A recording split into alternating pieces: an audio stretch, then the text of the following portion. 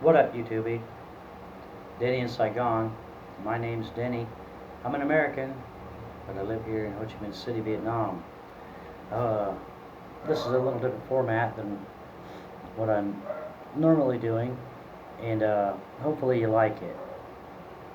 I have fans going here in the background. It's about 90 degrees out, as usual. It's a sunny day, and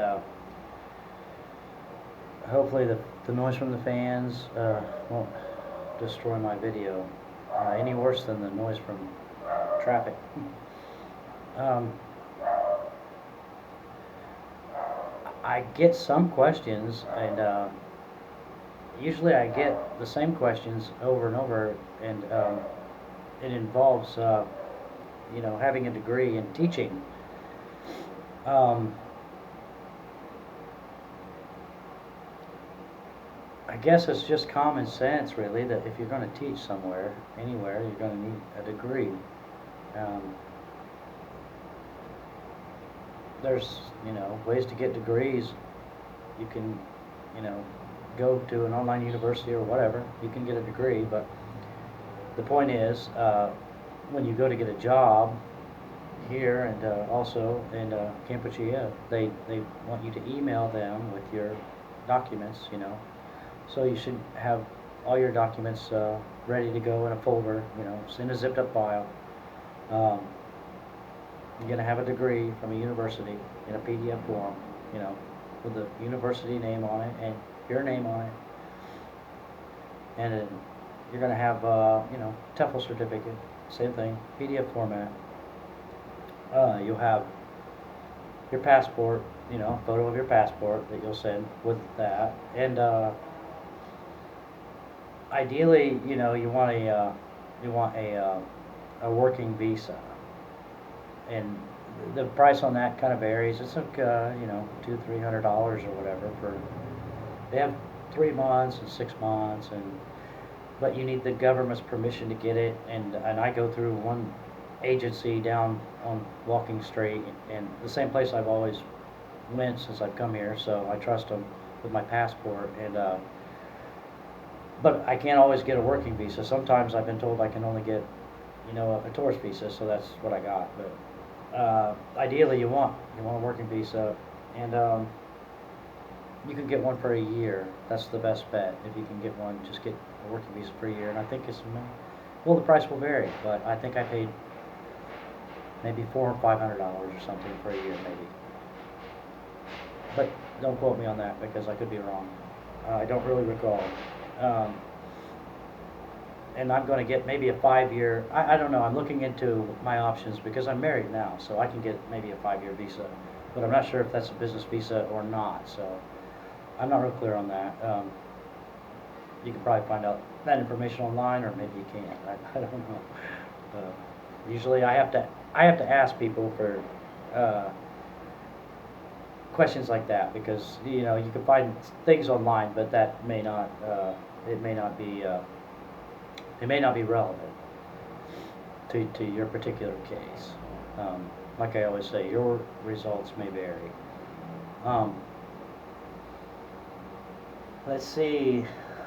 So yeah, you need a degree, and you need a handful of documents that you're going to email them, and you're going to email the schools and the recruiters. When I got here, I went on Facebook and I found some Facebook groups, and I started contacting recruiters, and then I put a little ad up on Facebook. I put my profile basically up on Facebook in some groups, and some recruiters contacted me. And when I had come to Vietnam, I had experience from Cambodia. I was teaching there for about 6 months. And I still had not fixed my teeth, so I was not looking so great, but I managed to find work. The first day I found work. First day I came to Vietnam, so it's there's a lot of work here. There's a lot of teaching work. A lot of people come here and they want to teach adults primarily, but your results may vary with that. There's plenty of adults in Vietnam who want to learn English, but I find that mostly they don't have time. A lot of adults don't have time. There's more children. It's probably 1 out of every 10. I mean, for every adult, there's probably 10 students who want to learn English. You know, young kids. So you do get you get to teach all ages really. Uh, when I lived down in the province of Kailai, I started out the morning. I would teach on the weekends. Saturday morning, I would start out teaching preschool kids, and then each hour the ages would progress, and until at night I was teaching adults. And so you have opportunities to teach everybody here, but mostly it's kids, and mostly it's you know, grade school English. It's very basic English, and you're playing games and singing songs. Really, that's appropriate for these students who are, you know, second language learners. Um, every class here, every classroom here, pretty much the level, the English level, and the competency level of the students is going to vary a lot. So when you're teaching like a classroom full of adults, you know, you have some students who can speak English pretty well and maybe fluent, and there'll be other students who can't, you know, really speak English, and so you kind of gotta feel them out, and kind of gotta adjust your teaching and your lesson for each student, to try to give each individual student as much as you can in one session. It's not always easy to do, but that's what you got here. That's what you got here. So that's what you work with.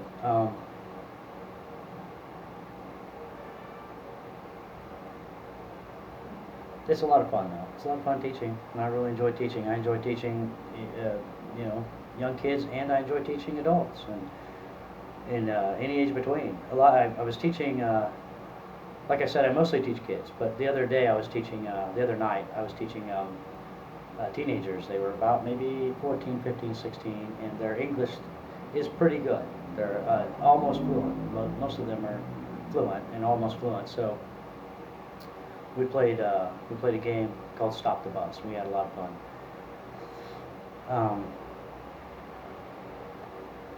If you get a class of teenagers who don't want to learn English, that's really the worst here.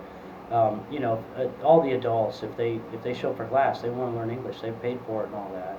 And the little kids, they do what their parents tell them, and they mostly want to, you know, try to learn. But if you have like teenagers, you know, and they may not want to learn English, and so it may be really difficult. I had a couple classes in a high school downtown, and I had 2 back-to-back 1.5-hour classes full of teenagers who didn't want to learn English. It was rough. It was very rough. I'd rather teach little kids, really. You can play some games and sing some songs, and usually they're pretty happy.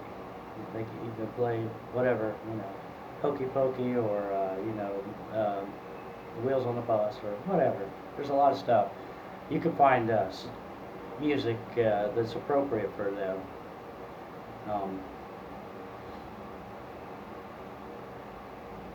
One thing about teaching in Vietnam, of course, is the heat. It's real hot. It's real hot here. It can be very hot, and you may even not have a fan. And it may not bother you, but I'm from an area where it's cold in the winter, and so, and plus I'm a big sweaty guy, so I get real hot here. And I always carry a rag so I can wipe my head. He's wiped right now because I turned the fans down so you can hear me. You get real sweaty here, so.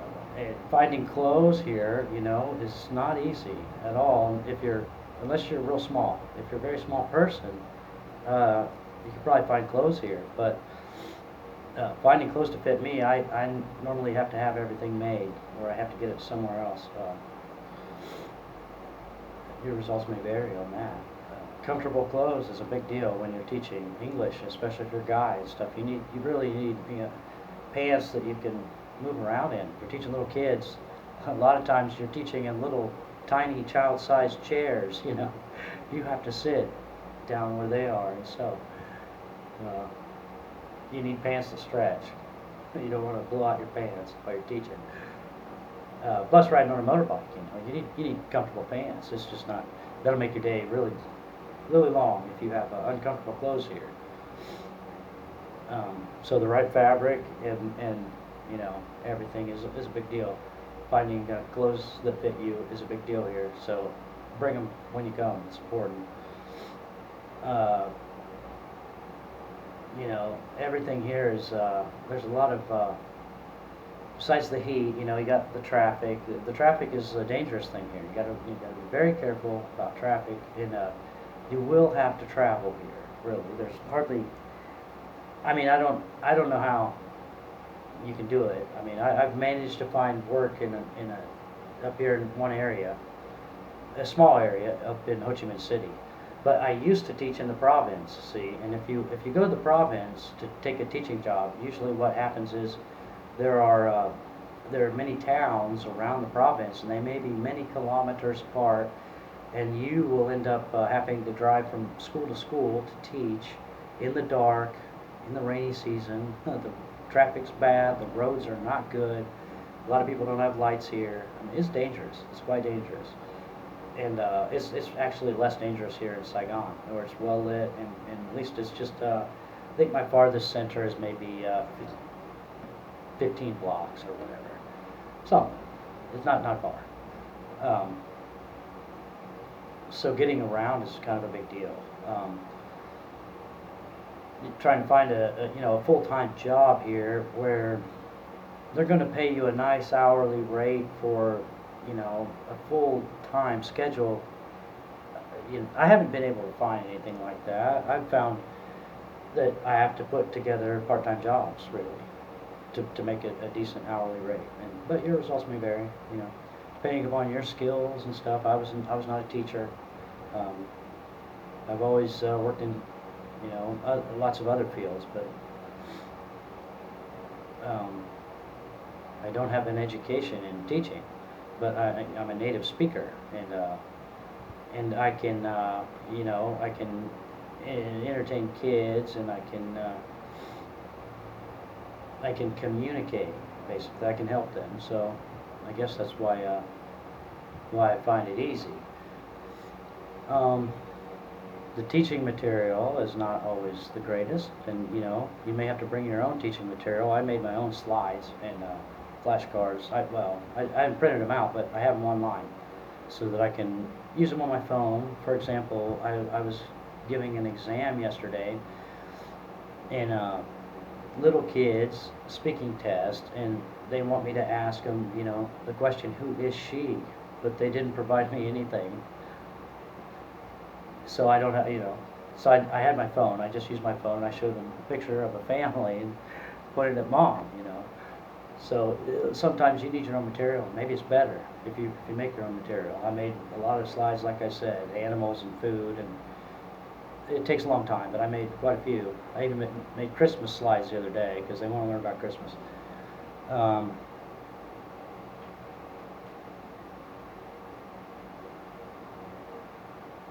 Yeah, and they change your schedule a lot. So there's a lot of things here that you can't control, and you just kind of have to go with the flow all the time here. Teaching is certainly not for everyone. You got to have patience. You got to have some nerves. If you're the kind of person that gets all worked up and stuff and gets impatient about things, it's probably not the best job for you. There's a lot of teachers coming here. I see all kinds of teachers coming and going from all over the world. You meet people in Saigon from all over the world. It's not uncommon, especially when you're meeting foreigners and stuff. They could just be from anywhere. And I think they're supposed to check you out, like a background check too. But I don't think they always do that. They're kind of lax, but they should be doing that somehow. They should be doing a background check. Maybe they do. Maybe they do. They have Interpol here in Ho Chi Minh City, so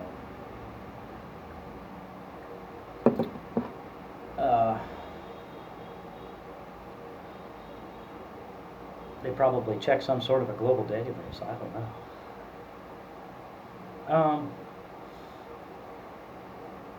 Yeah, I don't know how this video is going to turn out. I don't know. Hopefully you can hear me, and I've made some sense. But yeah, you need a degree whenever you're teaching. I think you need a degree wherever you're going to teach. You always need a degree. You need a document. You need a document. You need a PDF. It's got to have your name on it. Some school with their name on it, I think. So that's what you need, and you need to have a lot of patience, and you need to have probably a lot of commitment, and a lot of you need to have a lot of willpower to go in there and coax these little students and young scholars into learning sometimes. But it's a lot of fun, and it pays pretty well. And it's an easy living here in Ho Chi Minh City. The other thing that people are doing, of course, is working online. I mean, people that are writing and doing all kinds of things online, programming. A lot of people here are coders, and they're programming, building websites, or they're developers or whatever. Some people run businesses. Some people are. I know a guy who's an engineer. He builds yachts, and he does that online primarily or remotely. And I know one guy who's a public relations consultant. He works for a company downtown. He has an office and everything, I guess. So there's work here. It's a big city, real big city, and there's a lot of things here. More things coming all the time. This place is growing, and it's growing fast. You can see that. Southeast Asia is growing fast, and there's a lot of people here, so there's opportunities and stuff. There's, where I'm from, back home in Indiana, it's rural. It's very remote, and it's the countryside, and there's not a lot happening. Obviously, Trump is doing a good job for the economy, and I knew he would. We all knew he would when we voted for him. It was just kind of common sense, a lot of common sense measures that he said he was going to take, and everybody wanted that. But Trump, I hope, I hope that he can, his policies benefit the country in the long term. But I know it's been very difficult. Things are expensive back home. Not easy to live there. It wasn't easy for me. But it's much easier here. Much easier, and I have really enjoyed teaching. So if I can either teach close by or else work online, then that's what I will do here, probably for, the foreseeable future. Probably maybe bring my son here when he graduates, I guess. Maybe. We'll see what he wants to do. That flight over here is not so much fun, really. It's on the other side of the planet for me, so I have to take 3 flights to get here. The long one is the worst, obviously, but it's okay. It's not too expensive. I think it only cost me one way was $800, so it's doable.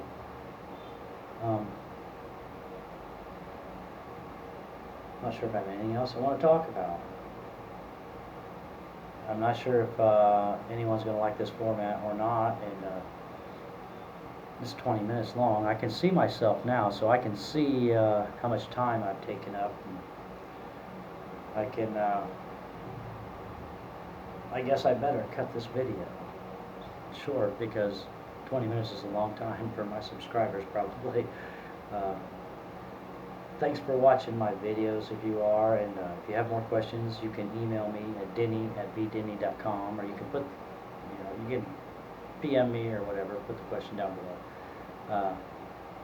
And I'll try to answer your question about living in Vietnam, teaching in Vietnam, working in Vietnam, or any other questions that you got. And I hope wherever you are, you have a wonderful day.